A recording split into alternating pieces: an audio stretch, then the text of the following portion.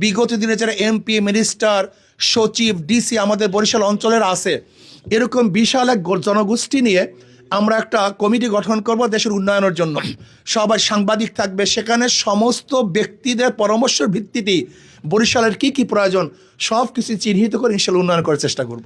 আমরা এই দিনে লক্ষ্য করতেছি প্রশাসনের যে ঢিলা ঢালা অবস্থা, তাতে এক সুষ্ঠু, নিরপেক্ষ, গ্রহণযোগ্য নির্বাচন দিতে পারবে কি না জনগণ সন্দেহ করছে। এর জন্য আমি বলবো কোনো অবস্থাতেই যেন কোনো দিকে ঝুঁকে না যায় এবং দখলদারি, জোর, কালো টাকার ব্যবহার যেন কোনো অবস্থাতেই নির্বাচনে না হয়।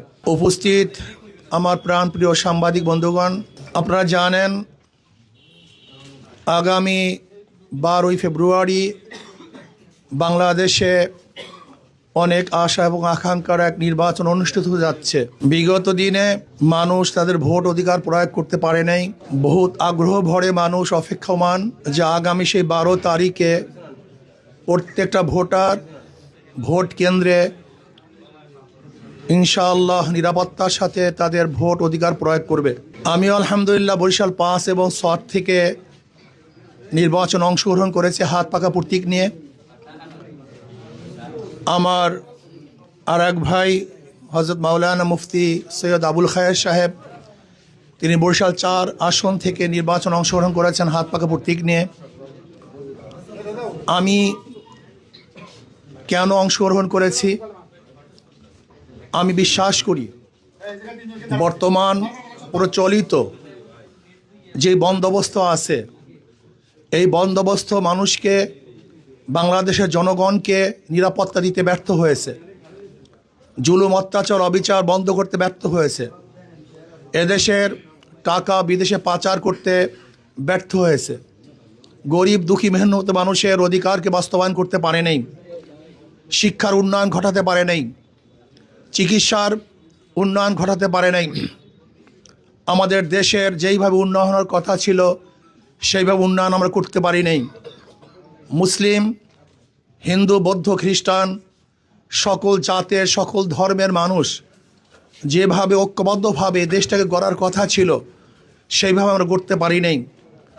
এর জন্য আমি চাই আগামী 12 তারিখে সকল ভোটারগণ হাত পাকা প্রতীকে ভোট দিয়ে বাংলাদেশের অসমাপ্ত কাজগুলিকে ইনশাআল্লাহ পূর্ণ করার ইনশাআল্লাহ প্রত্যয় গ্রহণ করবে এবং আল্লাহর জমিন, আল্লাহর হুকুমত কায়েম করে প্রত্যেকটা মানুষের অধিকারকে ফিরিয়ে দেওয়ার জন্য আমি সমস্ত ভোটারদেরকে আহ্বান রাখব।